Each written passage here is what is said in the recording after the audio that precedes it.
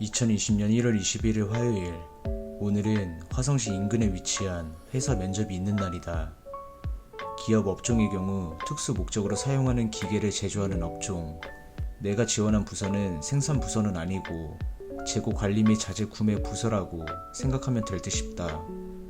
앞으로 회사 면접 일정은 내일을 마지막으로 끝날 예정인데 확실히 합격한 회사가 있기 때문에 비교적 차분한 마음을 유지할 수 있었다. 그렇게 화성시 어딘가에 도착을 했다. 거리는 22km 정도 되는데 시간은 안 막히는 기준으로 35분 정도가 걸렸다. 다행히 이 기업은 외진 곳에 있다 보니 사원들에게 복지 차원에서 기숙사를 지원하는 이점이 있었다. 현재 시각 오후 3시 40분. 원래 30분의 면접 진행 예정이었으나 해당 팀장님의 자리 부재로 잠깐 대기하고 있었다. 문 사이로 보이는 직원들의 경우 남녀 성비가 6대4로 비교적 활기찬 에너지가 느껴졌다. 그렇게 잠시 대기하다가 해당 팀장님이 들어오시고 면접을 진행했다. 면접 시간은 약 30분 정도로 빠르게 진행되었다. 팀장님은 여성분이셨고 긴장감을 덜어주신 덕분에 가벼운 마음으로 면접을 볼 수 있었다. 합격 통보는 이번 주 목요일로 연봉과 함께 안내해 주신다고 하셨다. 다만 걸리는 것은 이 기업의 경우 한 달에 2번은 토요일 출근이 있다는 것이었다. 그래도 괜찮은 게 연봉 외적으로 추가 수당을 계산해 준다고 한다. 그렇게 팀장님과의 면접을 마무리했다. 현재 시각 오후 4시 18분. 집에 가기 전 순댓국을 먹기로 했다. 그렇게 찾은 팽나무 그늘 아래. 맛집인지는 모르고 그냥 눈에 보여서 들어갔다. 가격과 메뉴들은 다른 가게들처럼 평범하고 준수한 편이었다. 하루 종일 한 끼도 안 먹어서 나는 순댓국과 돼지 껍데기를 주문했다. 그렇게 나온 순댓국, 반찬만 6가지 정도이다. 순댓국 안에 있는 부속고기도 상당히 많았다. 이어서 나온 돼지 껍데기, 가격 대비 양도 많고 비주얼만 봐도 쫄깃해 보인다. 그렇게 식사를 진행했다. 개인적으로 맛에 대해서는 상당히 냉정한 편인데 순댓국의 맛은 여러분들이 생각하는 그 맛이었다. 하지만 부속고기의 양은 다른 가게에 비해 많은 편이었다. 그리고 서브로 주문한 돼지 껍데기, 이게 농담이 아니라 숨겨진 복병이었다. 입안에 넣으면 녹을 정도로 고기가 부드럽고 겉에는 쫄깃쫄깃한 게 식감이 최고였다. 다만 조금 아쉬운 건 맵지 않고 담백한 맛이었다. 여기에 불닭 소스 한 숟가락만 넣어서 비비면 걸작이 탄생할 듯 싶었다. 그렇게 나는 식사를 끝으로 집에 가려고 했다. 하지만 잠깐 제정신이 아니었는지 행선지를 변경하였다. 행선지를 변경하고 나서 도착한 곳은 화성시 어딘가에 위치한 폐건물.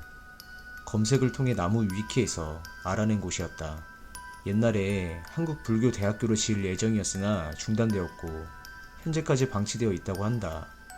폐건물 외관상 비주얼은 체르노빌에서 나올 법한 건물이었다. 제일 먼저 지하로 추측되는 곳을 향해 걸어갔다.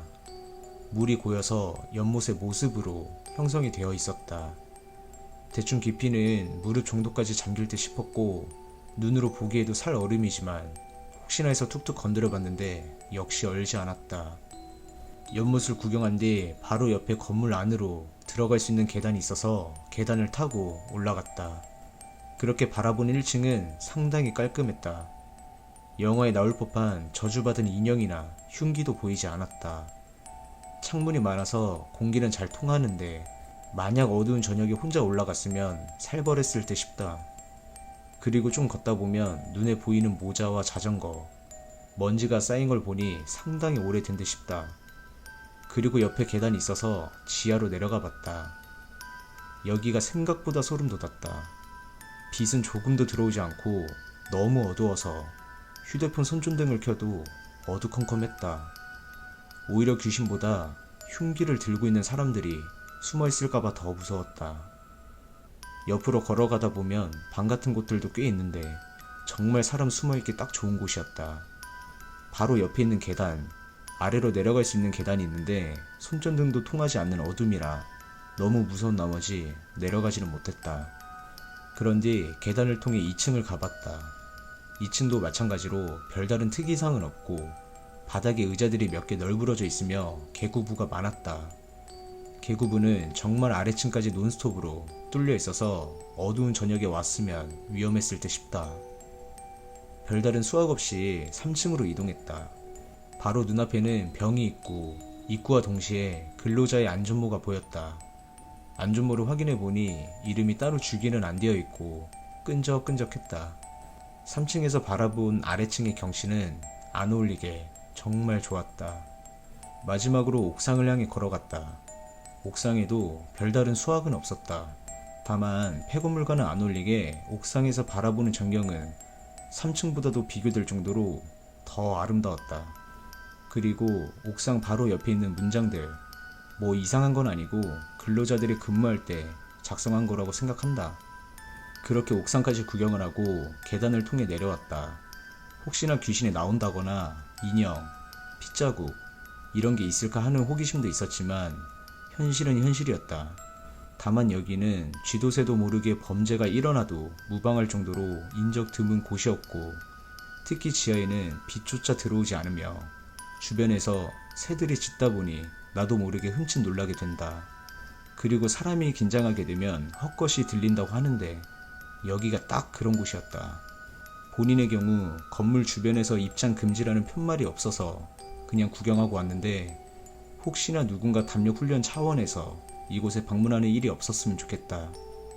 이유는 정말 실제로 가보면 봉변 당하기 딱 좋은 구조라는 것을 알 수 있기 때문이다. 오늘 괜히 폐건물에 방문한 탓에 꿈에서 악몽이 나오지 않을까 두려운 하루다.